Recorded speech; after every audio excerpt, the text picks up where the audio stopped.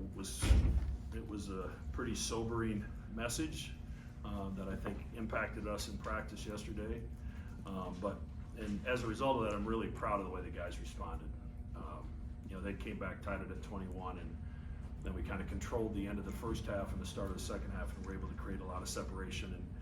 And these two guys up here, Jamiya and Steven, they get 16 assists between them, which is something that we're going to need without Pop out there. But we had some lineups out there that you haven't seen together all year. That's probably going to happen a little bit moving forward.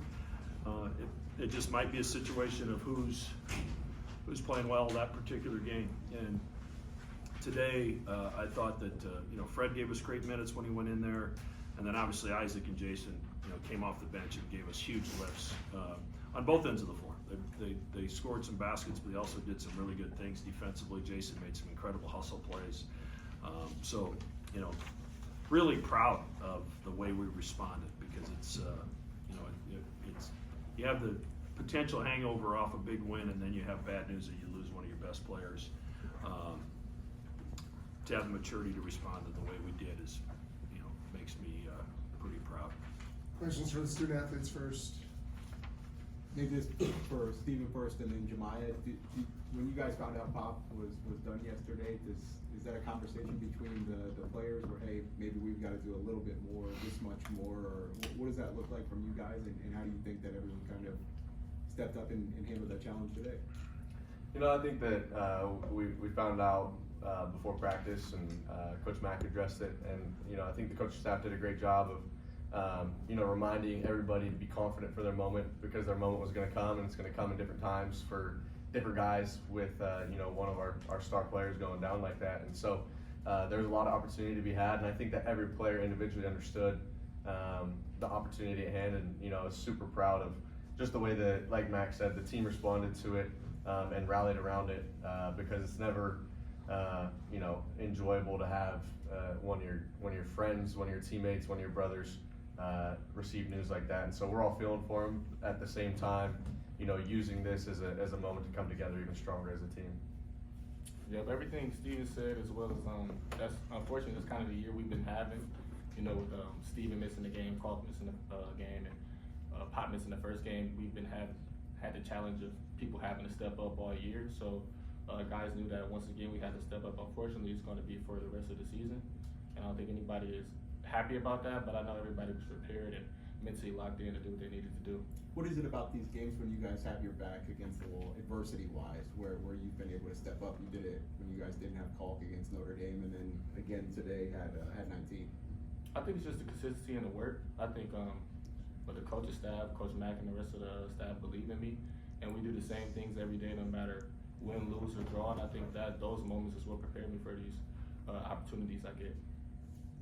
Steven, despite all the ailments and injuries and weird things, starting to look more like Creighton basketball for larger stretches on both ends of the floor in the hardest part of your non-conference season. Why do you think it's starting to come together despite all the things that, I guess, the uncontrollable forces that are working against you? Yeah, I think as cliche as it sounds, adversity makes us stronger. And, when you're a part of a group that really it's just the 14, 15, 16 guys in that locker room right now, kind of against the world. And, it's an opportunity for us to look in the mirror and recognize, okay, this is where we fell short earlier, and let's not let it happen again. And I think that this group is a resilient group, and we've been able to showcase that. And, the journey's far from over. We can't ride the lows and the highs too much. Like Jamiya said, staying process oriented, and I think that by doing that, it allows us to be, getting better every single week. And I think that we've been able to showcase that, and I'm really excited to be able to continue to showcase that as a team. Steven, how big were the impacts from Isaac early on and Jason, just to be able to kind of help boost it given all that? Yeah, absolutely. I think that, just from a mentality standpoint and the confidence that seeing Isaac drill shots, Jason make plays and drill shots, it gives, the point guard in me confidence that, okay, we've got guys that are feeling it. If me and Jamiya are able to find them, in the pick and roll, they're going to be able to make plays. And so it was huge to have them step up in the way that they did, and not only for them but for the entire team, because we celebrate everybody's victories together, and it was a lot of fun to see them be successful tonight. How did the backcourt change for you? Just whether it was pace or playmaking or whatever with Pop out and you and Jamiya kind of running the 1-2. Yeah, a little bit more involved with just some of the different actions that we were running today, with the capabilities of being on and off the ball, and then really just trying to find Jamiya early in transition because he's so lethal at that, and he was able to get out and run and make plays for us early on. And then when he does that, it's amazing how the defense responds to him anytime he gets to the paint. And then he was able to kick out and find shooters and find Kalk. And so it was definitely different, but still felt really, really natural. And that's the blessing of having really talented teammates all around. Stephen, you've kind of had your own adversity the past couple of weeks, and then now obviously with Pop out. How do you try and manage to keep everyone motivated as a leader on the team when you're dealing with your own things, sickness, injury, and all that? Yeah, you really have to be focused on just the joy in the journey. I'm a very faith-filled guy, and one of our leaders of our church has said, the joy in your life has little to do with your circumstances and everything to do with your focus. And so personally for me, just really trying to stay focused on all the positive things that we have. Reminding the guys that, hey, we get to wake up in the morning and look forward to go playing basketball at the end of the day. And then, once or twice a week, we get to play in front of 18,000 crazy fans every week. And so really, although there is some adversity, in the grand scheme of things, it's nothing life or death for this basketball team, and that's something to be grateful for in and of itself. And so the guys respond really, really well to just the fact that we should have joy in all of this. Jamiya, what allowed you guys to get the amount of stops you got from midway first half through midway second to really open that thing up? Just started the game, just making some adjustments on the defensive end, talking a little more, and I think we just had a little bit of grit tonight to play some defense, and everybody was just like, okay, I'm going to guard my yard and guard my man. And when we take that approach and we lock in and we play as a team and we guard our man and we help each other out, we look good on defense. 2 more for the student athletes. Jamiya, how do you feel like you're getting settled and finding your comfortability between what we saw at Notre Dame and then another good performance again today? I think, like I said, I'm gonna keep saying, just keep chopping wood and keep getting better. Like Steven said, it's just process oriented, and we just do the same things every day, and I'm gonna just keep doing that, and hopefully the results are good. All right, thanks, guys. Thank you. Especially when you consider, the stretch where it's happened. We have to go San Diego State, A&M, Notre Dame, Kansas, and UNLV, and Stevens, doesn't play one, and obviously he wasn't close to 100% in those 2 games in Vegas, and and yet we're a possession away against A&M, a top 25 team of going 4-1 in that stretch. So again, it's a credit to my locker room and the leadership in that locker room to stay positive. It's you got young players playing. You got guys playing that haven't been in certain roles and positions, and it's easy for doubt to creep in. But I think Kalk and Steven, even through their own problems, are finding ways to impact their teammates. And you saw Kalk running around out there today. Like, come on, it's pretty incredible that we were able to bounce back from what happened in Vegas and sick and hurt and everything that's going on, and then to get the Pop news. You're really proud. You hope you prepare your team for it. It's going to be a process this year. There's no question, because our margin for error now is really, really slim. And I appreciate our fans being there, and we're going to need them this year more than ever, because that margin of error is slim. We need every bit of fight out of them, just like we need out of our team as we move forward with a little bit of a shorthanded group. Can you, as much as possible, take us through what the last 24 hours have been like and what losing Pop does for you guys, obviously? Yeah, I mean, as from a coach's perspective, your first emotion is with Pop, and obviously he was incredibly disappointed and sad. You're coming off one of the best games of your career, and then you kind of get the news that long term, if you don't take care of this now, it could impact you 10, 15 years down the road, and that's priority one. So you go through the emotion with the player, and then you turn your attention to your team, and then, okay, how do we convey the message, and then what are we going to do about it? And so yesterday's practice was really, I think it was hard on all of us. There wasn't a lot of energy, there wasn't a lot of juice. I thought our focus was decent in terms of the plan, and I thought the shoot around this morning was better. But you just got to try to move forward the best you can with what you have, and hopefully, to Jamiya's point, I thought our guys showed some grit today. We're diving on the floor for loose balls and flying around. We won the battle of the backboards again, and this is a team that beat us last year. This was a really important game for us as we go into a week off and try to prepare for what I think is one of the best teams in the country in Alabama. Speaking of that week off, how important is that week now to get healthy-ish? Yeah, that's the most important thing. And Stephen, he tweaked it yesterday in practice. He didn't go very much, and of course I was just about to shut him down, and he kind of tweaked it in practice, and then he tweaked it once in the game. And every time he does that, it sets it back a little. So hopefully, we haven't been able to be in the mode of really rehabbing that ankle. It's what do we have to do to get the ankle ready to play the game?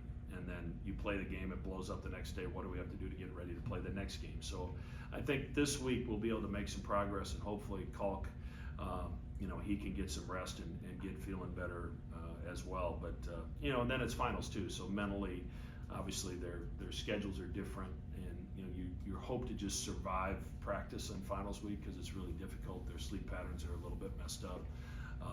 Practicing at different times of the day based on final schedules. So we're off for a couple days. We may even do 3 days off just because of the situation, and then strap it up and try to get ready for Alabama. And obviously, at some point, there's a point where you don't want to push things too much and not risk further injury. But what does it say about these guys that want to push through while they can and still contribute to this team? How much does that show? You never, as much as Kalk and Steven have been dealing with their own issues, not once have they looked at me and said, I need to come out or I need to do less. They're trying to help this team, and they recognize the importance not just of their presence as players, but their presence as leaders. And without that, you'd be in big trouble when adversity hits like this. If your leadership is weak, it's really going to show its face in adverse times. And our leadership is strong, and those two guys, even when they can't practice, mentally and vocally, they are involved in the practice, helping those guys develop. How did you think the offense operated without Pop today? Yeah, okay. Until the end there when we turned it over, I don't know how many times we turned it over the last 10 possessions, but I thought our ball security was better. I thought we moved it. It had a good balance of inside out. They came with the doubles. Kalk made some good decisions out of there, and Isaac and Jason made it pay. It was good. I got to evaluate it on film, but we shot 73% the second half. So we just got to get a few more shots. It's a hard way to live when they're shooting 64 shots and you shoot 49 because you turn it over so much. And we kept them off the free throw line. We owned the glass, and those are critical components for us. With regard to the turnovers, do you see anything symptomatic that you kind of sense when it's about to happen, kind of thing, or it just seem like they're just weird? You name it, we've done it. Yeah. It's something we evaluate, where are the turnovers happening? And as I talk to the team, you step out of bounds, you get a 5-second call, you get a shot clock violation. We can live with those. We don't like them, but at least we can set our defense. It's the, cross-court passes, one-hand passes, the ones that are, it's 50-50. Can I get it through that small space? Those are the ones we got to learn to just eat it, and make a more solid decision. And sometimes it's not the guy with the ball. It's a teammate that's not doing his job to get to the right spot to help somebody out when they kind of get in jail. Those are the things we have to continue to look at on film. But, until the end, Jamiya had 9 assists and 1 turnover, and then he gets 3 in a row. And Steven's been turned it over. He had 7 and 1 today. So, some of that, there was some progress today. It looked like there were a couple times where you were telling Jamiya during the game, just rein it in a little bit. Sometimes Jamiya needs to rein it in just a little bit. There's some crazy stuff that he does, but that's what makes him who he is too. So you don't want to take that out of his game, because as Steven said, he's really electric in transition. He's got a lot of different finishes in transition. He's so fast and so explosive that he can get to the rim and he can draw help and then find some teammates as well. So we have to find a balance of when that is to our advantage and when it puts him in a terrible situation. So he's learning a new system as well, and as we've said in the past, look back at our guys that have transferred in here, it's taken time to get adjusted to the system. And, you know, some of the games he's had this last week when we really needed him, you know, those are big time games for a guy that's new to our program. I know it's a small window, but you know, by all accounts, Jason and Isaac had great off seasons, and you guys were all really excited about that.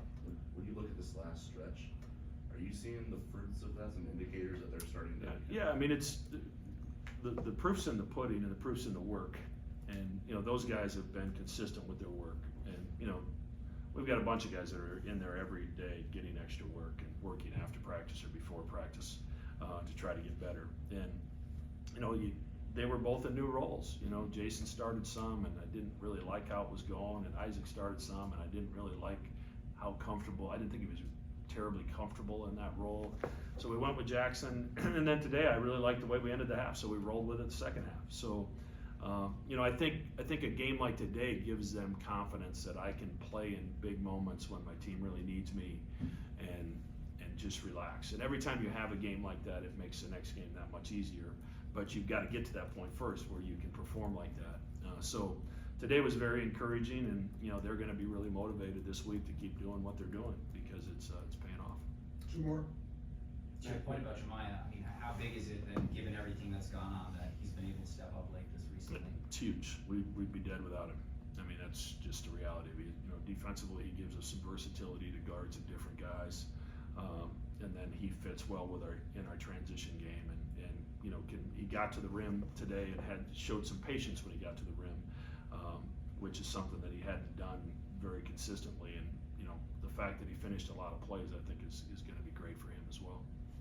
Mac, what with Pop out and your guys' backcourt depth, I don't know what his status is, but what kind of opportunity does that provide for a guy like Larry Johnson or Shane or any of those guys? I mean, obviously we used Shane and Ty today, and you know, that's kind of what we'll continue. Shane, Ty, Mason, Jason are the guys that numbers got called today, and they're you know, they're the most ready, and they're the numbers that are going to get called in the future. Thanks, Coach. Thanks.